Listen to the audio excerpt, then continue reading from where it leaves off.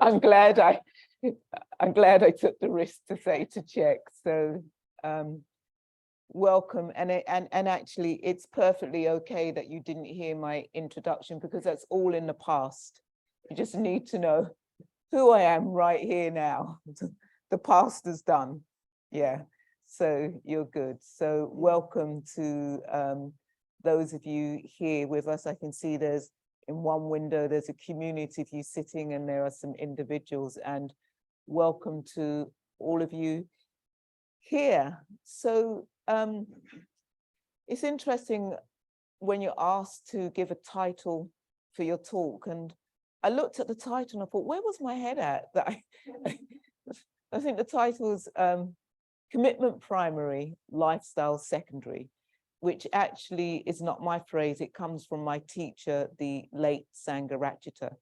And we'll talk about that. I think because I'm in a yoga studio, I'm assuming that many of you are either yoga practitioners or meditation practitioners. So we'll begin with a practice. Yeah, so we're going to sit. We're going to begin with a practice. And we'll begin with a bit of love. I just, there's a lot happening out in the world. And I think when you listen to the news, it's very easy to lose faith in humanity. And I know when I can get to that point, I realize, oh, I need to cultivate love. Yeah, because love is just so important. In fact, I'll actually say that I actually, in one of my lives, I used to work in the arts. So I'm very interested in the films and the Oscars. And I watched All Quiet Here on the Western Front. And I was completely distraught at the end of that, because that's not history. It's happening today in many parts of the world, not just in the Ukraine, but in parts of Africa, in parts of Asia. That war is still happening. In fact, the late Martin Luther King said that the three evils, the three poisons, was militarism, poverty, and racism. Yeah, and you can really see these evils being played out. And really, to if we go back to the Buddhist teachings, we would say greed, hatred, and delusion.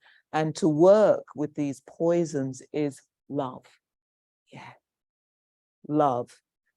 And love has to begin with ourselves first. That's the place it has to begin.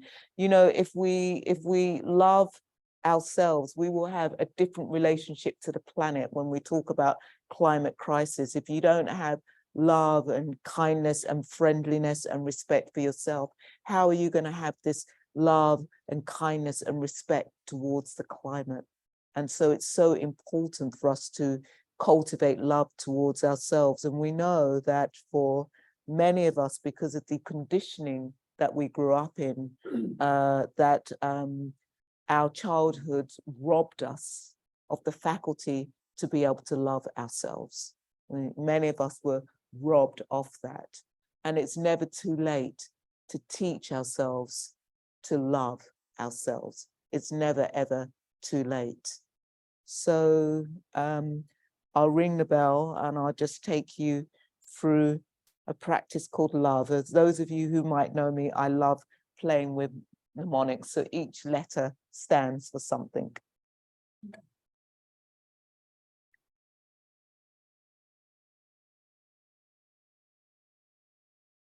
So just allowing yourself to arrive here, either here in this room or here in the room where you're sitting, and allow yourself to arrive fully onto your seat. Really allow your seat to support you.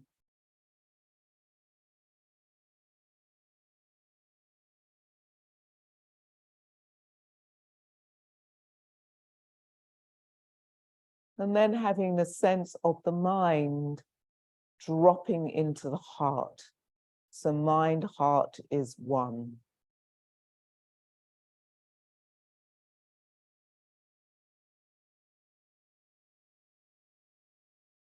Really see if you can experience this union of the mind, heart when it becomes dualistic. And in the West, mind, heart is seen as dualistic. In the East, mind, heart is one. And it's really important for the two to be one. So really have the sense of the mind settling back into the heart.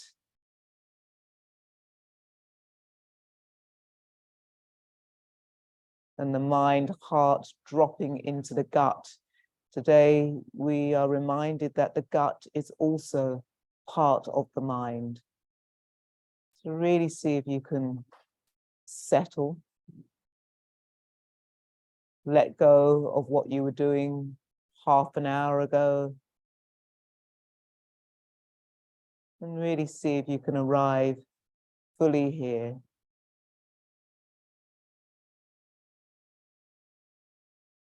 The mind will wander.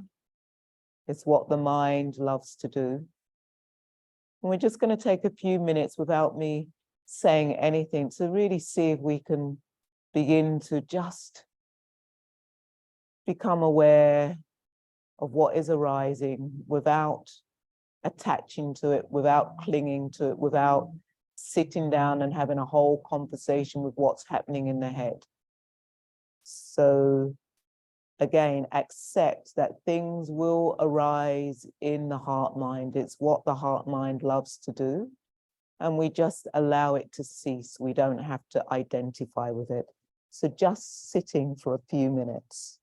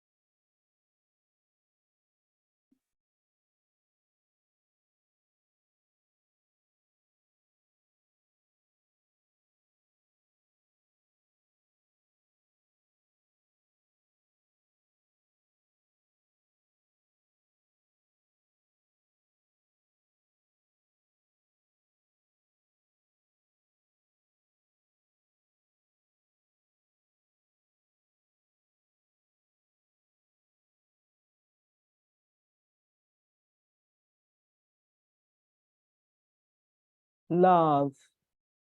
L stands for loving oneself. So really see if you can find just something that you can love or like about yourself. It could be your hair, the color of your skin, the sound of your voice, the smell of the food from your culture. Just find one thing. So I'm not asking you to love or like the whole of yourself. If you are able to, fantastic. But, you know, just, yeah, rather than thinking, oh my God, I can't do this, just find something that you like about yourself. Maybe the sound of your voice, maybe the way your eyes look, the clothes you wear, your humor, and really have the sense of the heart mind open so it can receive the love.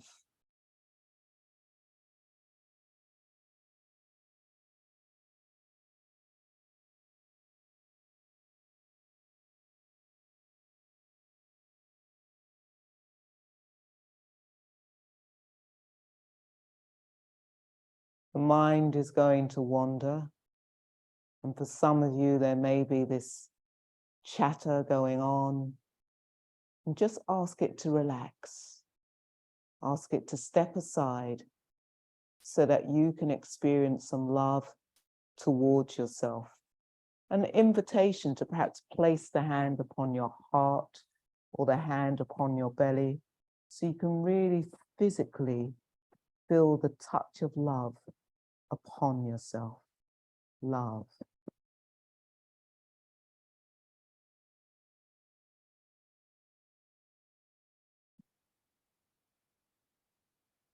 And remember to breathe. Breathe in through the heart and drink this love, the touch of your hand, giving you love. Receive the love.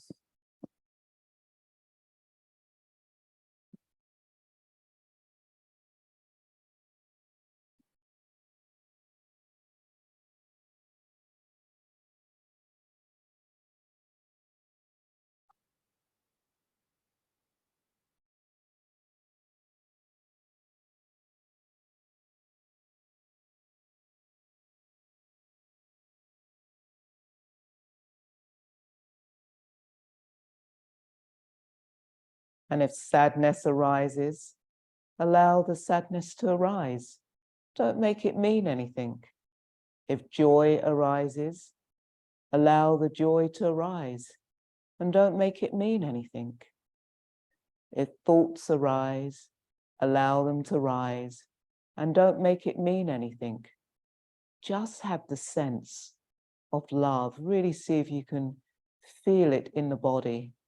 For some of you, there may be restriction as you touch into this love towards yourself, tension in the body. That's what it feels like today. For some of you, it may feel like expansion in the body, and that's what it feels like for you today. So really see if you can feel the sensate experience of love towards yourself. And you can begin by just touching into the touch of your hand upon your body. Notice what that feels like, the warmth, the heat upon the body.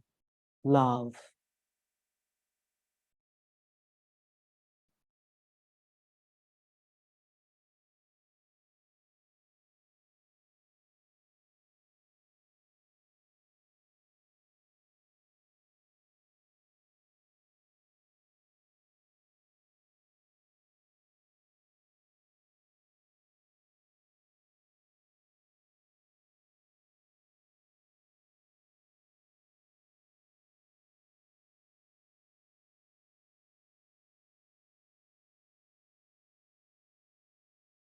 Your hand is getting tired, you can relax the hand, do what works for you. As we move into the letter O, owning your uniqueness. We are all unique. Own your uniqueness. Uniqueness is beauty. Owning your beauty. Owning your uniqueness with love. Own it. Accept your uniqueness. Accept it. We are all different, which means we are all unique. Accept your uniqueness. Love. Love. Love. Love.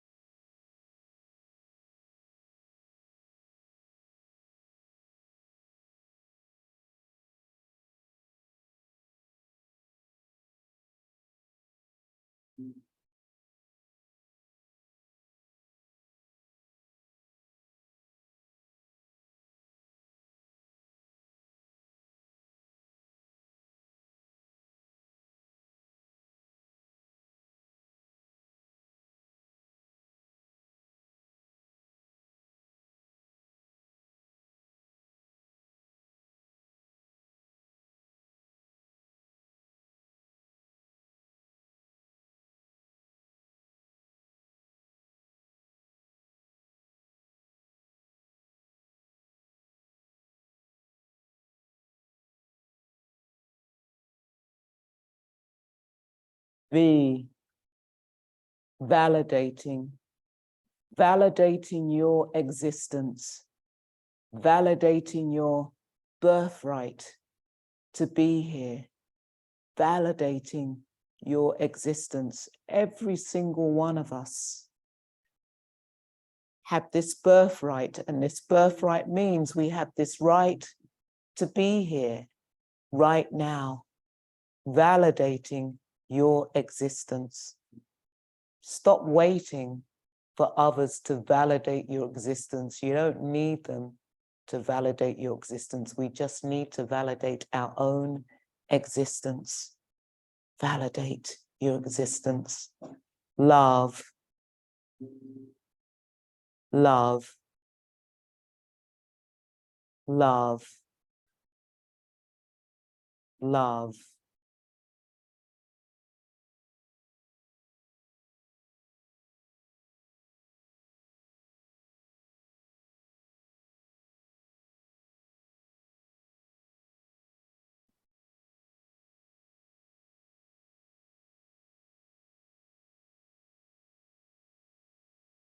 Yeah, and as you hear this music in the background, allow it to bring a smile to your face as you validate your existence. This doesn't have to be a somber practice. Joy and bliss are important aspects of practice. So V, validating your existence, validating your right to have the inhale and the exhale, your right to breathe. We come into this world with a breath of inspiration, and we leave the world with a breath of expiration. And in between, this amazing thing happens. The inhale and the exhale. Validate your right to breathe in this world.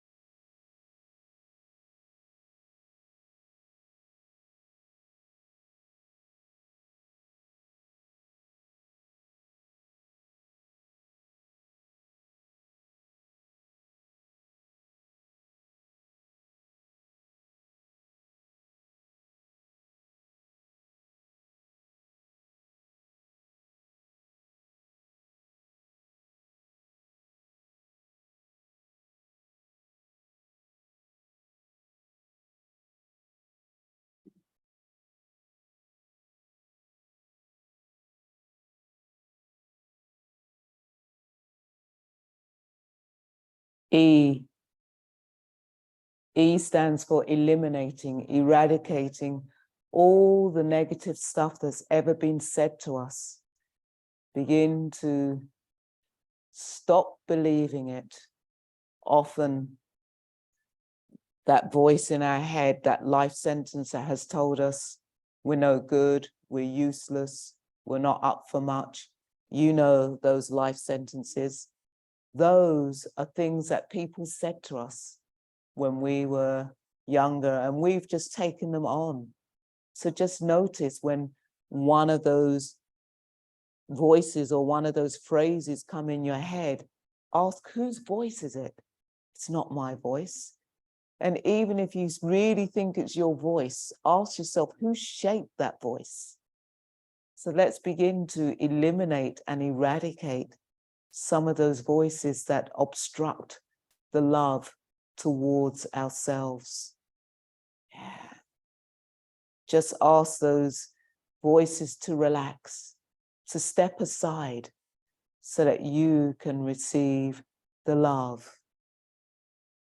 So again, E, eliminating all these spiteful things that have been said to us in childhood, in adulthood, eradicating some of those things and letting it go. Love.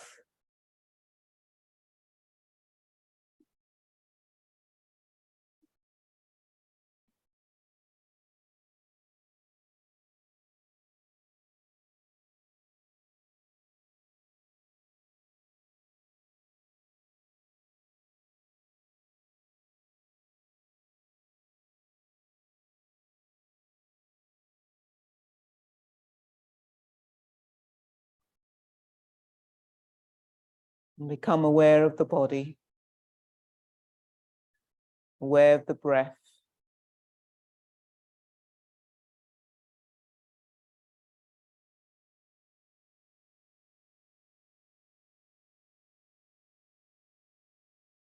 Love.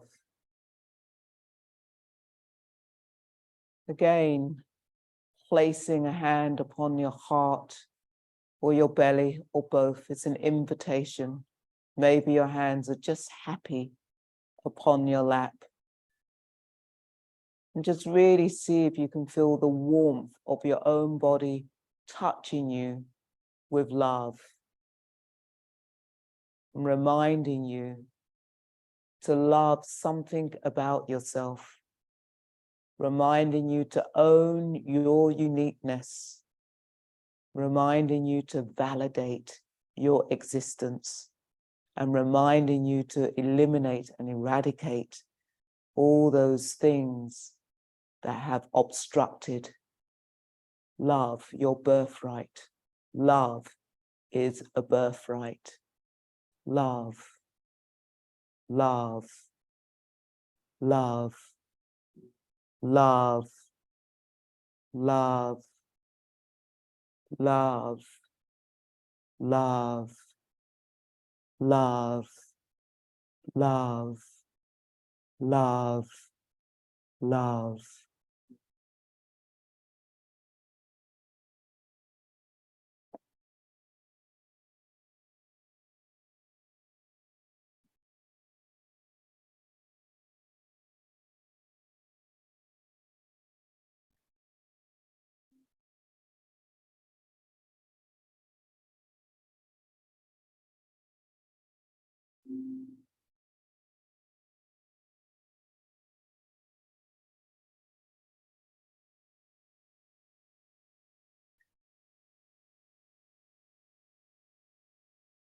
May all blessings be yours.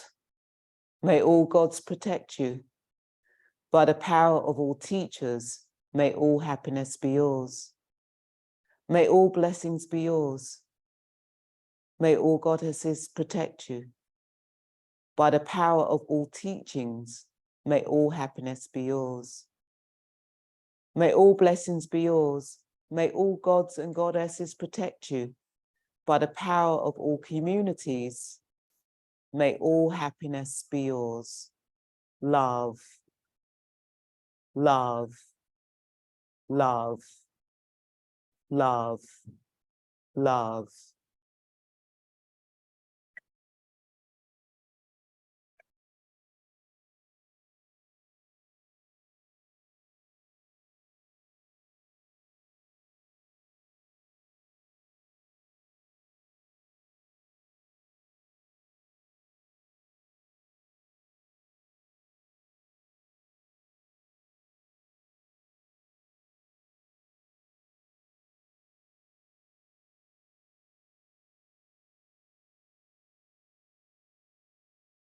As we know that we don't just do this practice for ourselves. When we practice, hopefully it will have an impact on our surroundings.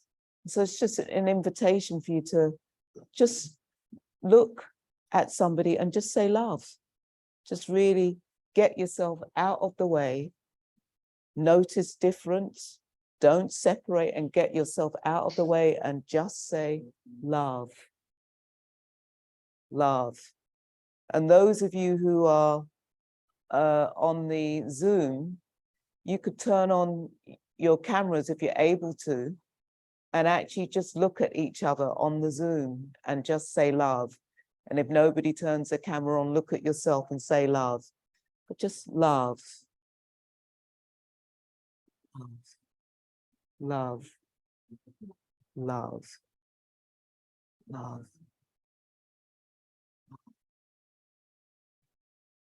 It's an invitation. Okay. So I'm going to talk for a while and then have the opportunity for questions, although I don't promise to answer your questions. We'll have space for questions. So yeah, the title of this talk, Commitment Primary, Lifestyle Secondary. What do some of you think my teacher meant by this? And she credit, this is, again, this isn't my phrase, this came from my teacher, Sangharakshita. What do you think he meant by that? Commitment primary, lifestyle secondary. Yeah. I don't know why, but something's coming up for me, and it's not what you do, it's how you do it. Mm. Great, yeah, thank you. That it's not what you do, it's how you do it. Thank you. Some others, take a risk. There's no rights or wrong. You know, I always say that our understanding of something might be how it is today, and 6 months later it changes, and so what? You know, if that teaching that's what you make it mean for you now, great. So take a risk. What does it mean for some of you? Yeah.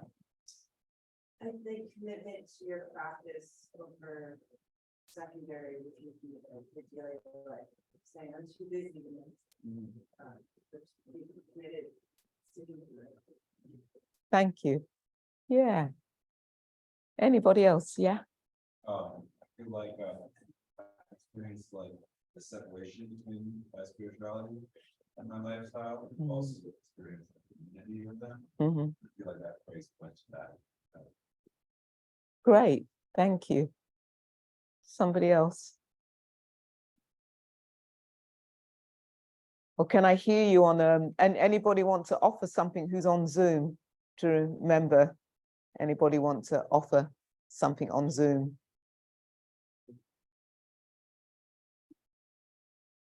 Okay.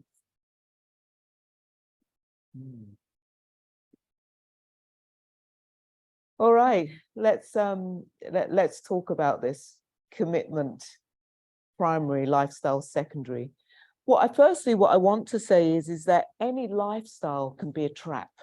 Okay, I think sometimes we think that, you know, if we go into a monastery and we do robe and we become a monk or a nun, that's it. And actually, they have to practice, and I know they have to practice because I know people who have lived in monasteries and have realized how much that lifestyle, how they've kind of attached to the lifestyle and really let go of the practice. So what I want to say is, it's not saying that, you know, if you are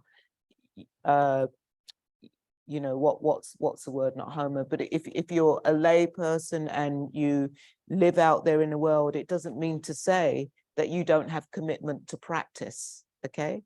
Because in any lifestyle, you can wake up, okay? So really, I'm here, you know, how do we wake up to the truth? How do we begin to see things as they really are, rather than how we want them to be? And part of our lifestyle is that we live life wanting things to happen our way. And, you know, the pandemic really was a real wake-up call. I can remember saying to friends, this is those my friends who were Buddhist practitioners, or who are yogis, or who had a spiritual practice. I said, this is what we've been doing, and it's reality of actually really recognizing things are impermanent. Yeah, that's, you know, and I know for me that actually living during that time made life so much easier, because of that reality that everything is impermanent, things will change. And I want to talk about a teaching that it says it comes from the Buddha. Sometimes it's called the 8 vicissitudes, or the 8 worldly winds. And these are winds that we're doomed to be blown around. And I just think they're a fantastic teaching. Let's take, for example, praise and blame, okay? So some of us, we may be in leadership roles where we get a lot of praise, and it's, you know, basically we are attached, our ego is attached through that praise, and we get bigged up because people are patting us on the back, telling us what a fantastic thing that we've done. And all of a sudden, somebody blames us. Sometimes blame is seen as censure. Somebody disapproves of us. And what happens? We get crushed. We get crushed because we are attached to this lifestyle of us being an important person. We get attached to wanting to be seen. For many people, it's about wanting to be seen. And if we do have this praise, we're seen, people see us, people notice us. But as soon as people see us and notice us with disapproval, we become crushed, yeah? And the person who is attached to lifestyle will be crushed because they cannot accept that actually things are impermanent.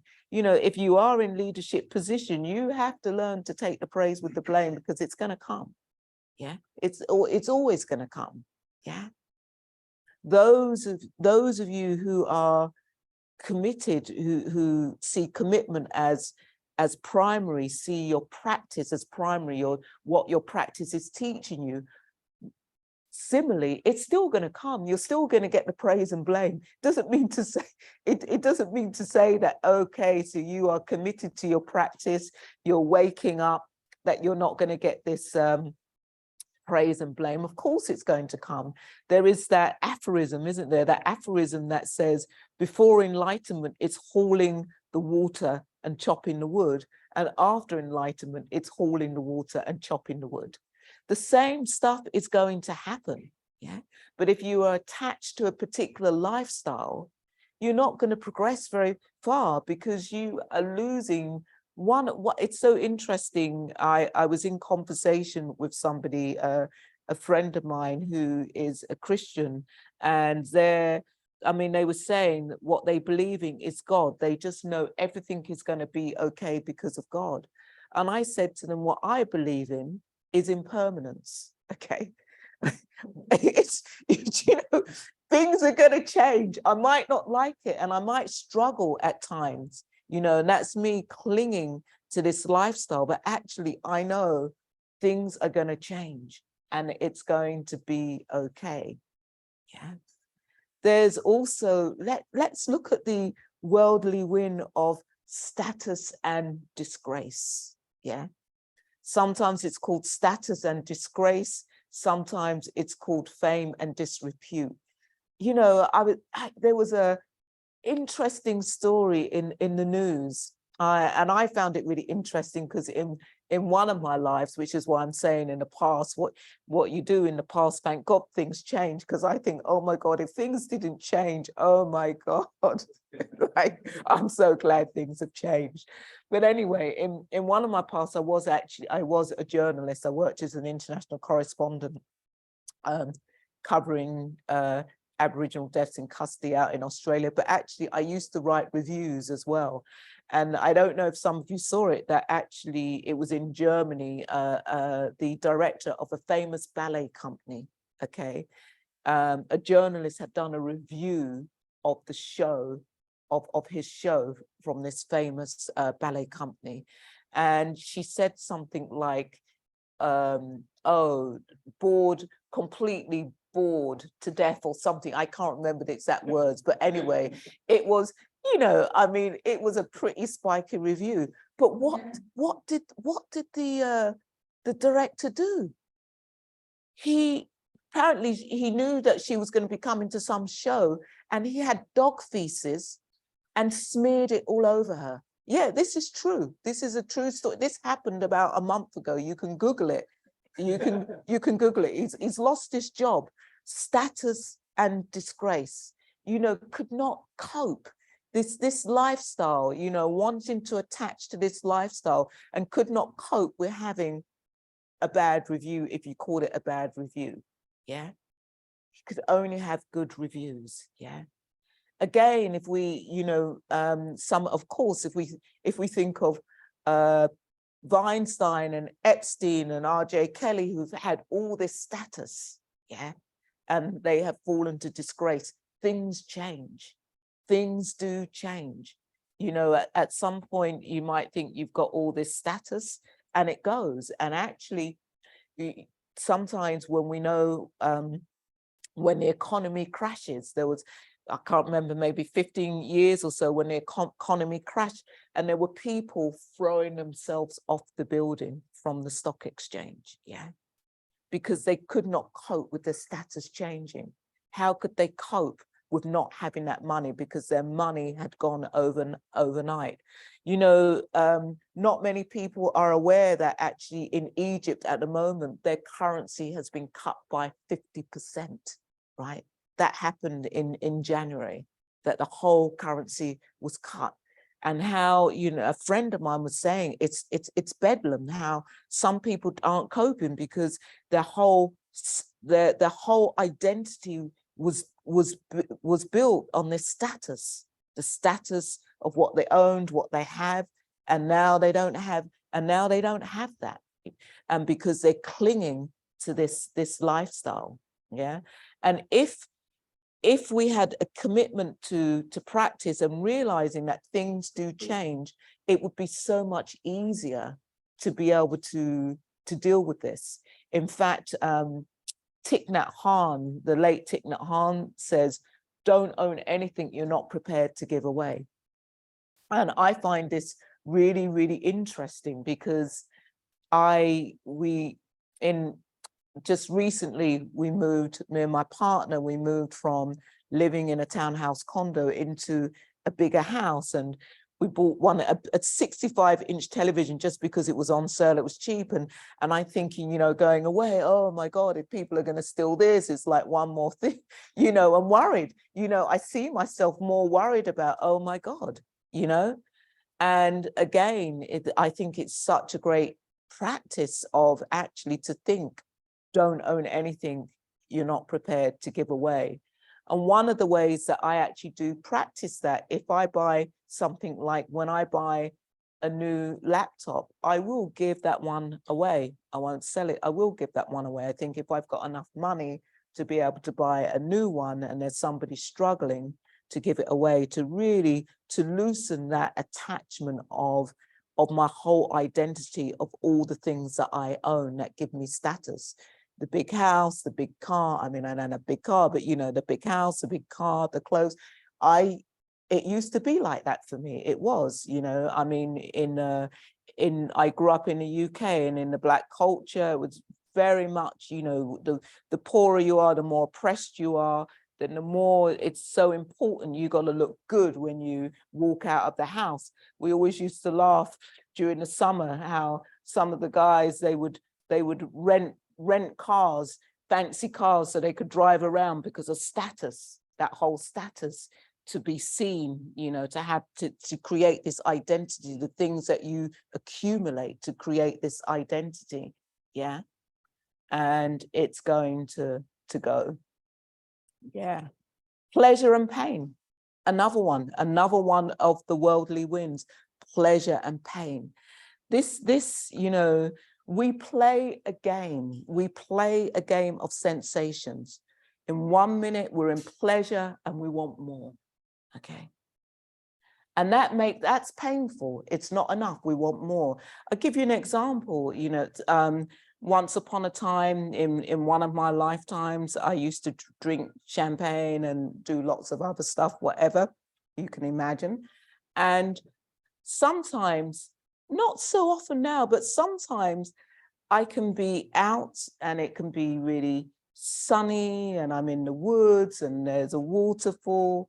And I think, wouldn't it be nice to have a glass of champagne and a split? And this is me moving away from the pleasurable because it's pleasurable and I want more pleasure, you know, not satisfied. Yeah. And so then we swing into pain because we want more. And then, you know, we want more and we get more and we want pleasure, pain, and we're swinging from one to the other, playing a game of sensations. Yeah. Not accepting that actually, yeah, there will be times. It's those of you who are yoga practitioners or meditation practitioners, you may have had a really blissful time. I mean, even myself, not in yoga, I've had some very blissful states in yoga, and it's like, at the moment, it's like, where's this blissful state? I'm wanting, why isn't it happening? It's not, you know, I'm wanting more. Where is this state? I'm wanting more, and that pain, you know, and we can do the same. There are people who have that beginner's mind. They come along and meditate and they get completely blown away. And then for 6, 7, 8, 9, 10 years, they're suffering and struggling because they're trying to get that same high. And it's the same for people who had their first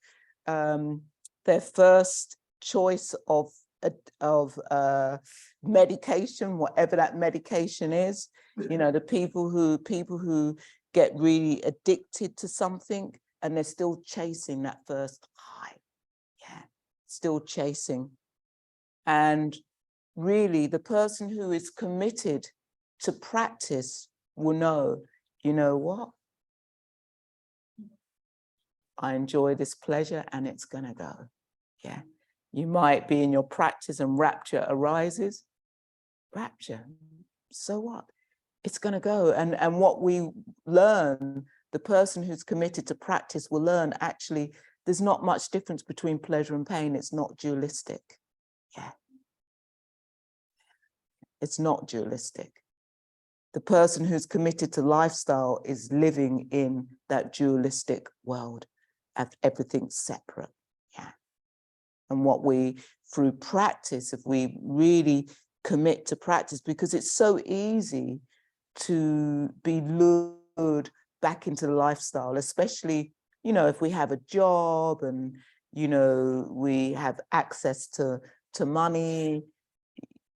It's like, how do we spend that money wisely? There's nothing wrong with having a job and earning the money, because we can have those jobs, we can earn that money and live really wisely. There's nothing wrong with that, but it's so easy to be lured into a lifestyle that we get comfortable with and we don't want to let it go. And actually, for me, I've just had a very strong experience recently. I was back east visiting my in-laws who are living in a retirement home. They're privileged. I mean, you know, to be able to afford, what's it, 5, 6 grand to be able to live in a retirement home, who's going to be able to do that? They're privileged. But the point I'm making here is that when I went down into some of the gatherings, and just thinking, this is me, I'm not separate from them, and how their lifestyle has completely changed to what they once had when they were working.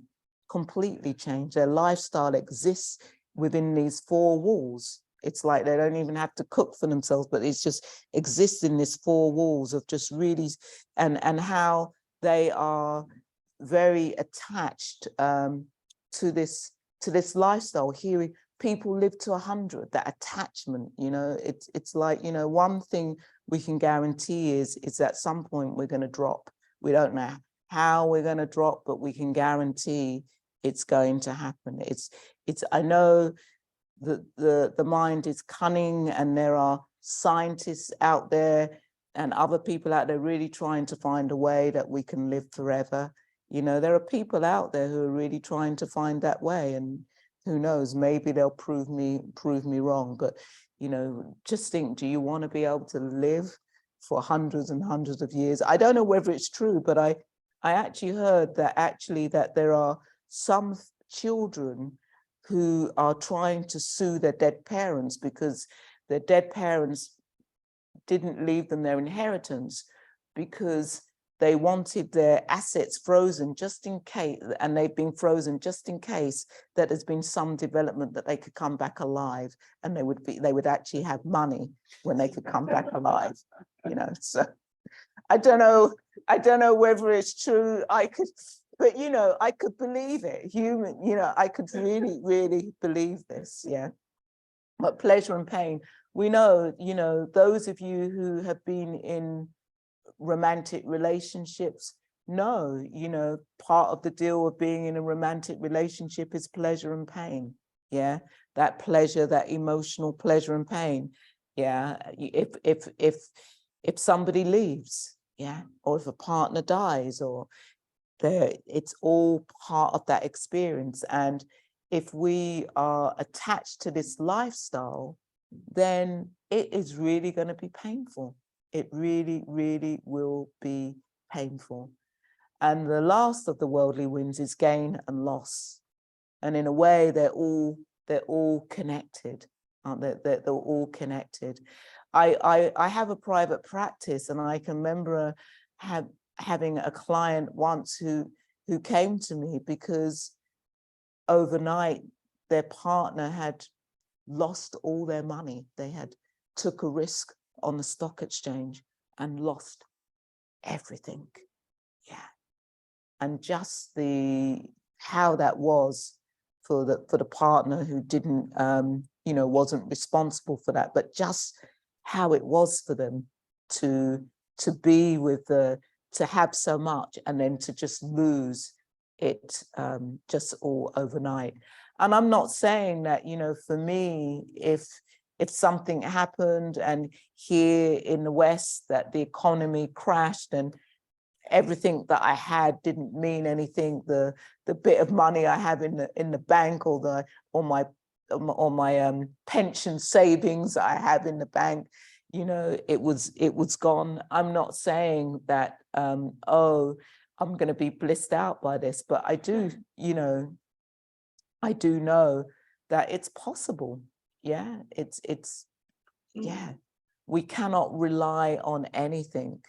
And so for me, what I think, you know, my teacher was really saying to his community, commitment primary, lifestyle secondary, that in my community, we have a caser, we have a color that we wear. Just because you wear the caser, just because you wear the robe, isn't going to wake you up. You've got to do a lot more than that. It's not about how you dress and how you live. It's, are you committed to your practice?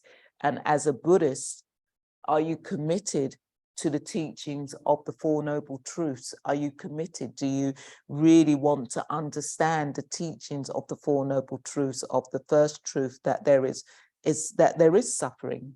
Yeah. Not that life is suffering. It's not saying that. It's just saying that because we have come into this world in this human form, we're going to age. Yeah. people struggle, you know, people struggle with aging. People really, people do, you know, there are many people who I remember my mother-in-law, she said to me, this was about 10 years ago, she's 94 now, but she said to me, she said, I got my best friend to sit me down and make me have my hair gray. I thought I had to do it because all my children are gray now, you know. So this whole thing of actually realizing that actually she had to accept the aging because none of her children were actually dyeing their hair, you know, to really accept that. Sickness, you know, again, that because of this human condition, we are going to experience pain, we're going to experience sickness, we're going to experience death.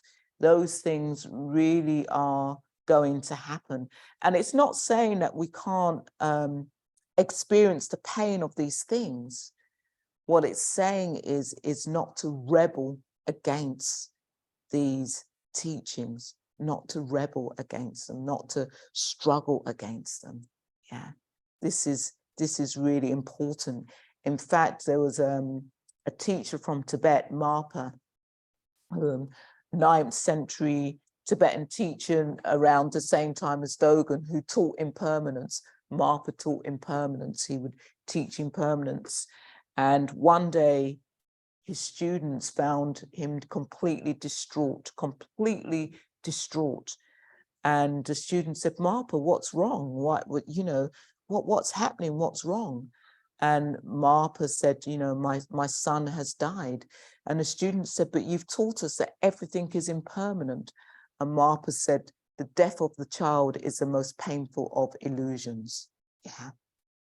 And if we don't have children, then maybe the death of your partner is the most painful of illusions. Yeah. So again, you know, in a way, we fabricate. If we live in that mode of lifestyle, we can fabricate.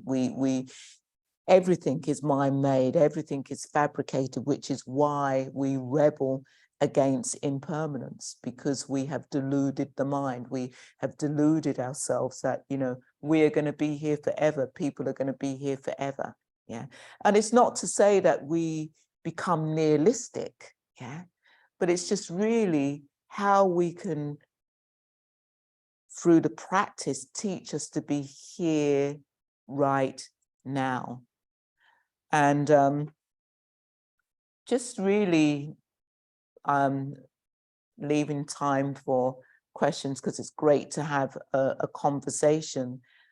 But there is I love that teaching or the aphorism of the finger pointing to the moon.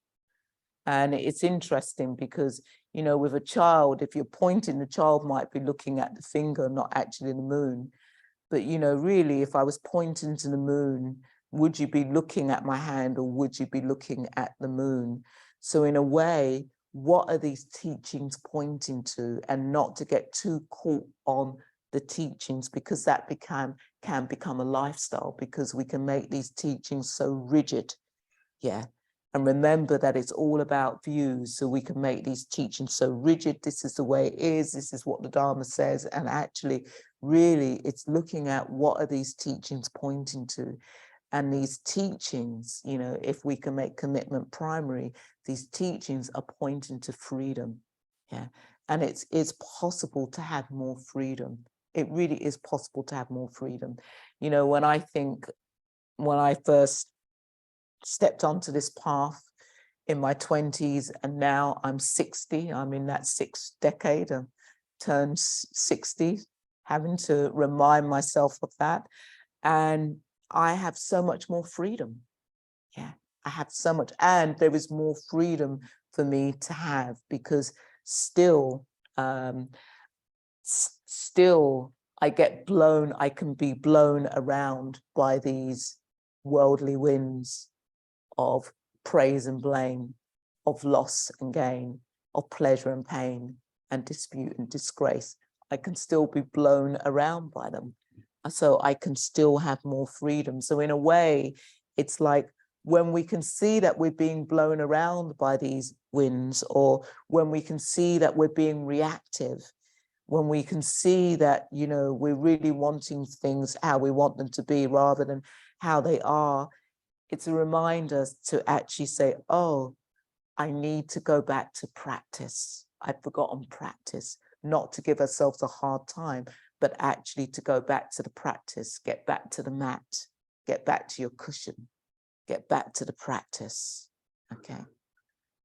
So I will end there for now. That's what I have to say. Tomorrow, if you come, I might have something very different to say.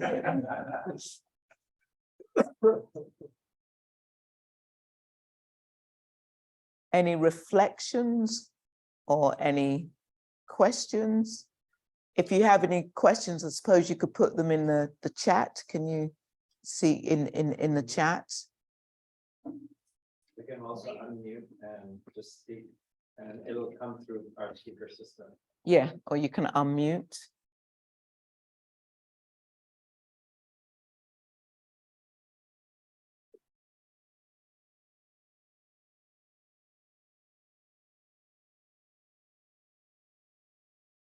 It would be really funny if tomorrow you came back and said, lifestyle primary, commitment secondary. Just Sure, sure. that would be laugh. Mm. Mm. Yeah. So with the 8 worldly winds, understanding impermanence and going back to practice, is there something within the practice that can help with each of those things? Like the 4 Brahmaviharas that work, or is there certain Brahmavihara for each of those worldly winds? I hadn't thought of that, would, you know, kind of connecting. For those of you who perhaps aren't familiar with the 4 Brahmaviharas, sometimes they're called the divine abodes or the 4 immeasurables, and they're seen as the emotions of the heart, the emotions that we are wanting to, are the natural emotions of the heart if our heart hasn't been covered up. So the first one is loving kindness, metta. The second one is karuna, compassion. And the third one is mudita, sympathetic joy. And the fourth one is equanimity, upekkha. And it's said that the loving kindness is the one that we begin with. It's the basis from all the others to spring forth from. So just coming back to your question, I think that if that practice works for you, keep with that practice. And I'd say always going back to the practice of loving kindness, and actually definitely by doing the 5 stages. So in a way, this practice has 5 stages. Sometimes it's taught in 6 stages with the benefactor stage, but we begin with ourselves, which is cultivating kindness and warmth and friendliness towards ourselves. And then we bring to mind a friend and radiate warmth and kindness to this person. And then we bring a neutral person, somebody who, you know, it could be the person who delivers the post, or who you buy your bread or your milk off every day, and you don't really notice them, and you bring them to mind. And then you bring to mind an enemy of the mind, somebody when you think of them, you get agitated and you get activated. Yeah. So again, definitely this practice is definitely something that we can work with the worldly winds, because, you know, we're blown around. Often we blame somebody for blowing us around, you know, and that practice of cultivating warmth and kindness to the enemy of the mind, somebody who we say have hurt us or have abandoned us, we put them in that practice, and we know it changes. Sometimes our best friend is in that 4th stage, things change. So definitely doing that practice of the metta of loving kindness, of unlimited friendliness, is definitely a practice that we can do to really bring practice to the forefront. I've started, I used to, Metta was so much easier for me than actually the mindfulness practice. And I've just started again, because I used to do it for years, that before I went to work, I would bring all the people that I would be seeing into my practice. And I do that now. I bring to mind the clients who I might be seeing daily, just because it allows me to see them as humans, or the people who I'm working with, because I think sometimes we can forget that people are human. And especially when we are working through the flat screen, you know, it's so easy to shoot off an email or a text when we've been blown by the worldly winds. It's so easy to shoot it off and forget that there's somebody who's going to receive that. Yeah. For me, I think that, you know, metta and mindfulness are all part of the same practice, but I really think for me, really connecting with the breath, the practice of the anapanasati, the practice of mindfulness of breathing, and really connecting to the fragility of the inhale, the exhale, and really coming back to that. And also coming back to sensations in the body, because at the end of the day, what's the inhale, the exhale pointing to? It's pointing to the body, it's pointing to sensations, and sensations are changing all the time. You know, those of you, there may be some of you here who live with physical pain, and those of you who do live with physical pain know that changes. It does change. It isn't always at the same level of pain every day.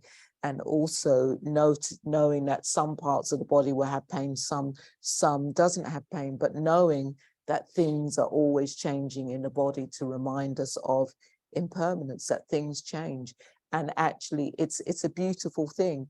And one other thing that you can do is a practice that I have is a practice of flowers. I can remember actually one particular retreat, and I said to the people who are supporting the retreat, don't change the flowers. And oh my God, it was almost like anarchy. It was so interesting how people just became disturbed by these flowers, which to them were dead. But actually, you know, when you watch flowers, they're just like humans. Like some flowers keel over straight away. Some flowers get old and wizened, but actually still stay alive. They just stink a bit, you know. And it's a real practice of just, you know, our bodies are like flowers, you know. Yeah. So, you know, that really a practice of impermanence. Yeah. And also just remembering just how change is a beautiful thing. Yeah. I think sometimes we tend to think that change is bad, but actually it's a beautiful thing. But we you know, we become so attached to a particular lifestyle. It's like things can't change. Yeah. So, you know, it's like going to airports, you know, my partner, it's like, you know what, you got to accept that actually, yeah, the plane might not leave on time. You know, it's a great place to practice. I always know all plans are provisional. You know, it's another aphorism to live by, that all plans are provisional. You know, it's friends of mine always say, you know, if you're traveling to India, the best advice is given to you. Things might not happen when you want them to happen, but something will happen. Okay.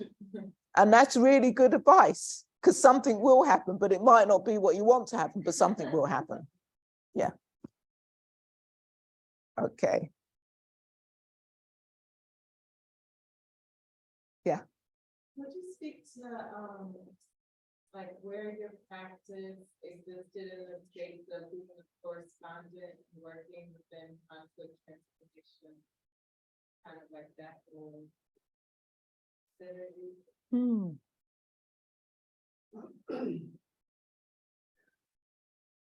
Where my practice is now really is about me being a student. I think it's so easy, I speak for myself, of realizing when you're doing a lot of teaching and you're in teaching role, that can become your practice. And actually, for me, it's really important to put myself in student role again and to be a student. So definitely where my practice is at the moment is really working with reactivity, and not just reactivity towards other people. I think, you know, I'm working with that and so much better with that, but actually realizing reactivity towards myself, realizing my habits is reactivity.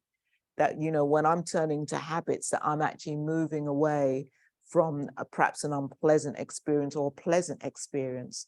So that's where my practice really is at the moment, of really wanting to wake up more and have some more freedom. I definitely turning 60 a couple of months ago was actually realizing, you know, I don't know how much time I've got left. And so really to make the most of practice and not to assume, you know, sometimes I think, oh, well, you know, when I get to 70, I'll retire and then I'll kind of focus on practice. No, practice has to be now. So in a way of integrating my practice is, how do I integrate more so that everything is practice? I think, you know, so often it's like, well, practice is on the cushion, or when you're on retreat, and when you're off the retreat, it's not practice, but it's all practice, isn't it? It's one of the aphorisms is, what you do off the cushions, you bring onto the cushions, and what you do on the cushions, you take off the cushions. Yeah. And it's just so easy to think, oh, right, I'm not on the cushion, so I switch off, or I'm not on the mat, so I'll switch off. So, but in terms of my livelihood, it has really changed. I think my livelihood very much, and I love it in terms of really supporting people to change, you know, really supporting that one-on-one, and it's beautiful to just see people change, you know. People, it's a very beautiful gift to be a midwife in that, you know. Obviously they do the changing, but, you know, to be able to support people in change. And really, I would say that my the years that I have left is very much focusing on the uplift of marginalized people, of BIPOC people, of queer people. Yeah, very much so. I'm actually, me and a friend of mine, we've raised almost $1 million US, and have worked together with a whole steering committee to develop a year-long mindfulness course by BIPOC for BIPOC.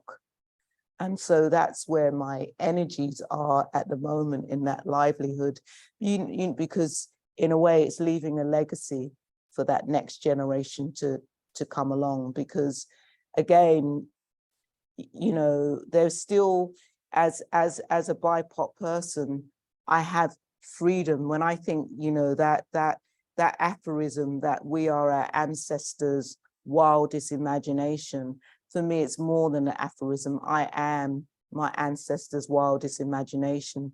For me, as a BIPOC person, to be sitting here is, you know, for my ancestors and not so far back, for me to have the freedom I have would just be unbelievable. But there is still more freedom to have. There's still a lot more freedom to have. And so I cannot kind of sit here and think, oh, you know, this is it. I have this freedom, that actually I need to work so that people who come after me can have freedom, so that parents of especially parents of Black men know that when their children walk out on the streets that they can come back home again safe, you know. So there is still a lot more, there's still a lot more work to do. So in a way, I would say, in answer to your question, that it's not separate. It's not separate anymore. There's that conflict transformation. There's that waking up. It's all mixed together. Yeah. Yeah. Okay. Oh, Mia, do you want to turn your microphone on? Yes, good evening. Thank you so much. Good evening to everybody. Can you hear me? Yeah, we can. Thank you. Awesome. So following up on that last question, I'm curious about if you have any recommendations for the language one would use, you know, as we attempt to not be bound to these lifestyles, the lifestyles that come with jobs and things like that, and these values and these missions and goals that have a level of permanence, or our leadership would like there to be a level of permanence, and being individuals that are wanting their own human, personal, spiritual experience, but working, you know, is there a way to speak to ourselves, in addition to the love we have for ourselves, but to speak to ourselves about the impermanence that we seek to understand and hold true to, that on a day-to-day basis is obviously not honored or seen? Does that question make sense? Is there a way to kind of manage goals that are of our organizations and our communities that we have to live in and day out, that are kind of counter the personal experience of impermanence? Sure, I'll respond. Thank you for the question. And sometimes it's like when I hear a question, what does it activate and what arises? And the first thing that arises is one of the things that it was said that the Buddha said, that this is not mine, this is not I, this is not me. And I think that when we work in organizations with goals, that we think these are our goals, this is my organization, this is mine. And I think as individuals, we can actually have an impact in organizations and actually really become more flexible, so that we don't become so attached to the goal or attached to the outcome, and that actually the outcome and the process are just as important. I think also, let me just take a pause here for a moment. Yeah, again, I think, you know, in answering your question, is really that was the other thing that arose for me, like in the Buddhist teachings, or if we talk about in the history of Buddhism, we talk about the Arahant model and the Bodhisattva model, which was one of the divides in Buddhist history, because it was thought that, you know, you take enlightenment for yourself. This is the goal, that the end goal is about enlightenment. The end goal is about waking up. And if you get it, you keep it for yourself, you take it for yourself. And then the Mahayanas came along and just said, well, absolutely no, you know, you've got to share it. You've got to take it out into the world. This is what Shakyamuni did. You've got to take it out into the world. And so the Bodhisattva model came about, which is actually that we don't focus on the goal of waking up. It's more on how can the work that we do uplift all beings, so that all beings can be free from suffering. And I think for me, that resonates for me. And that's why I don't get so caught up in the goals and the organizations. I am with this project that I mentioned, which is called Freedom Together, that we really want this to be a community thing, that it isn't like this organization and that this knowledge belongs to this organization and the goals is about this organization, but it's about the community and how the community can live and breathe this and not get so bogged down with the goals that need to be achieved. Yeah, and actually it is about uplifting as many people as possible. So I don't know whether that answered your question, but that's my response that I give to what you shared with us. So is there anything else you want to say, Mia? Thank you. It did answer my question. I'm a little curious about comfort. Like, should we be seeking comfort in these moments? But I think I'll just hold on to that and maybe meditate on it myself. Should we, Oh yeah, you knew the question that was coming. I mean, just saying, it's really important to have comfort and to have in our practice, because that's the thing that can motivate us to keep on practicing, and the thing is, there's nothing wrong with having joy or pleasure. I think this is really important. It's almost like, in a Buddhist teaching, you're not allowed to have joy, you're not allowed to have happiness. No, that's not what it's saying. It's saying joy, if we look at the practice of the Anapanasati, which is a practice of 4 tetrads, 16 stages. And in the second tetrad, it's all about joy and experiencing bliss. And what all we're saying is don't cling to it. Yeah, that's all we're saying is don't concretize it, don't identify with it, because it's going to go. That's all. So there's nothing wrong. Enjoy, if you're in this place where, it's comfortable, enjoy it.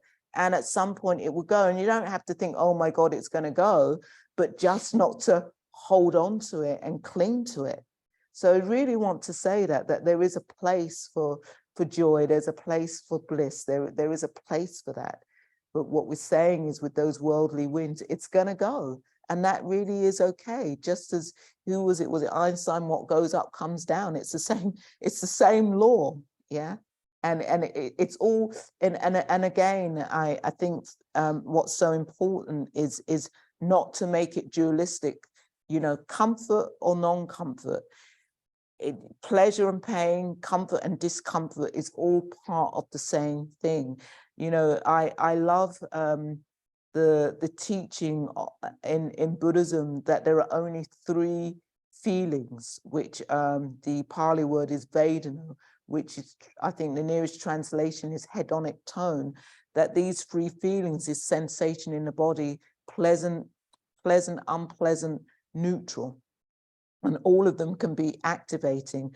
But the reality is when you begin to become aware of that and begin to reflect on that actually you don't even have to label it. It's just sensation, and that's all it is. It's almost as with the labeling.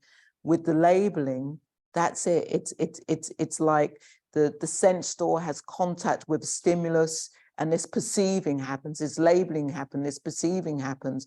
And before we know it, we've identified with it and we want to hold on to it. So yeah, enjoy the comfort and just know it's going to go, and that's really okay. And when the discomfort comes, know that that's going to go as well, that we're not always going to be in pain, that too can go.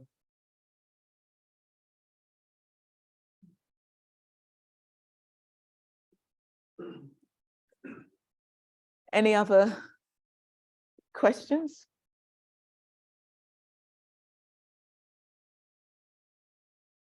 Reflections, you have some reflection. Anybody have any reflections or any insights? Yeah. I was just feeling and thinking, what a relief, that it's nothing's gonna, I kind of find comfort in that, in a place that I am right now. Yeah.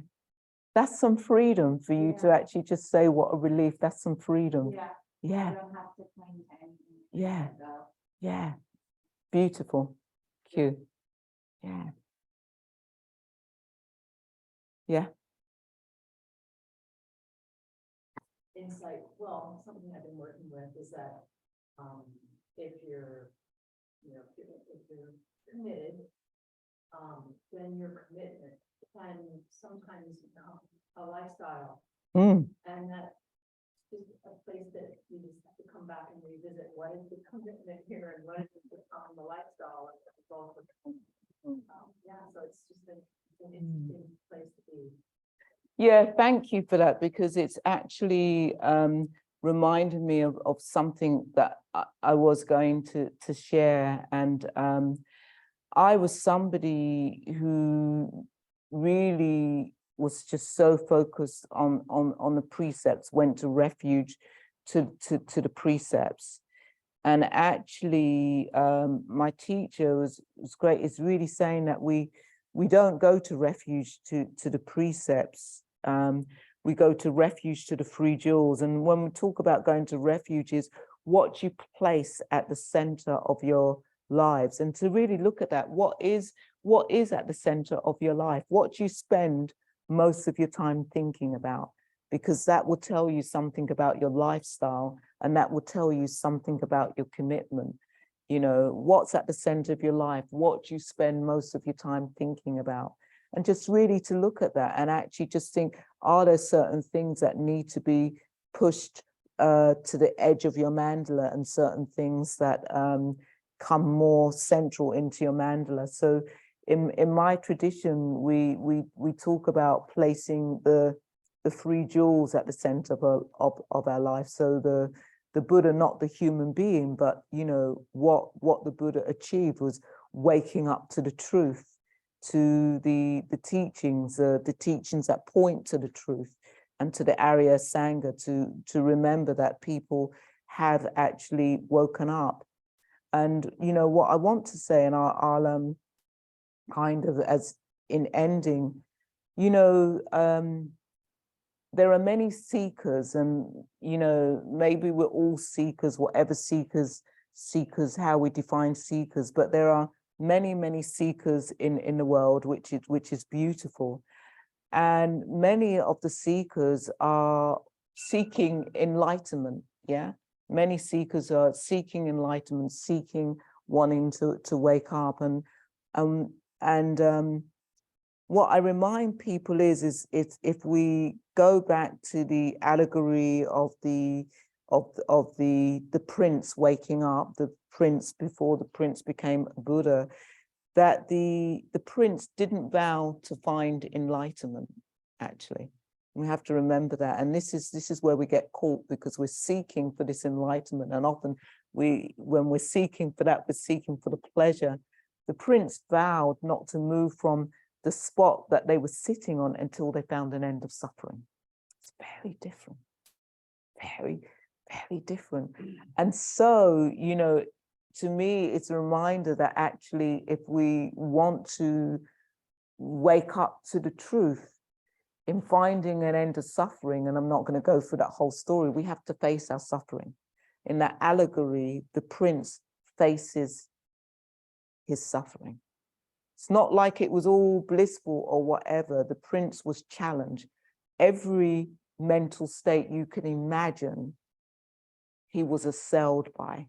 Every mental state that you can imagine, and even doubt, to that even to the extent that he thought somebody was trying to kill him, like these arrows, just how the mind played tricks and whatever.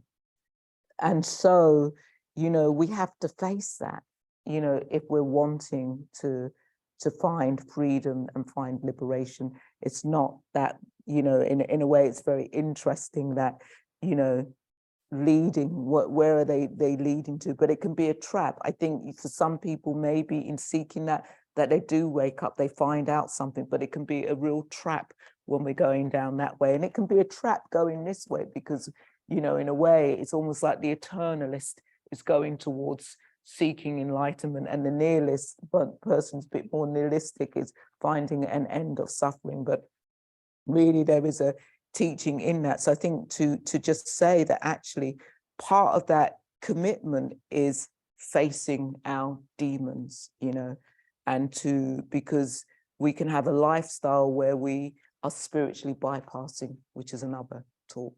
So I have books out there, so we don't want to take them home. So if you want a book, I'll sign a book, and I'm going to hand. Well, first, let me just say thank you for those of you who have joined us on Zoom. Lovely to see all of you there.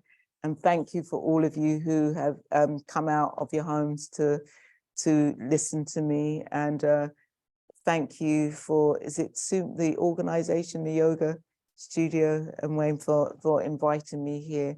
Thank you. And back over to Wayne. Thank you, Vimalasara. Again, I want to thank Laura and the rest of the Sound Studio community for inviting us into this beautiful space. And if you are interested in the book, Lauren, right hand Lauren is actually a board member of Valerie Notice as well. So if you want to get a book, either of us can check you out on that. Just have to have a credit card. And Vimalasara will be sitting behind the desk here to autograph the book sign. And I know many of you made a donation when you registered. All those donations go to Dr. Vimalasara. If you didn't get a chance to make one, you can still do so if you like. Venmo and Wikipedia, but we can take other ones as well. And we can do that. Thank you. Thank you so much, Vimalasara. Thank you. Thank you.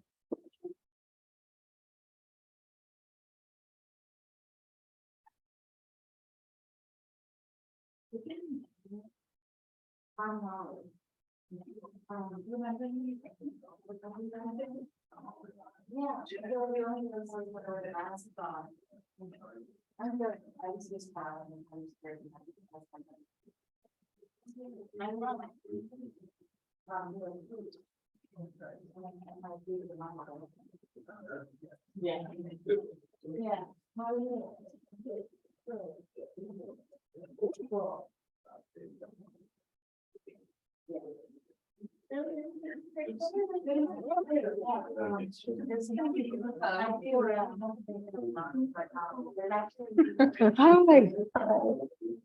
thought there was wind in the distance. I thought, recognize. Like, oh, I didn't, you know, it's so funny because I thought I recognize that person or the voice or whatever, but Kind of lined up behind other people. yeah, but when you asked the question, that was it. I thought I recognized. Yeah, yeah. Good to see you. How far do you live from here? Oh, just a 15-minute drive. Okay. Yeah. Yeah. We'll see you more this weekend. I'm probably not gonna be there tomorrow. I'm Sure. gonna come on Saturday and just have some Nice. that issues. Yeah, yeah. Well, let's have some time together. Sounds good. Yeah. So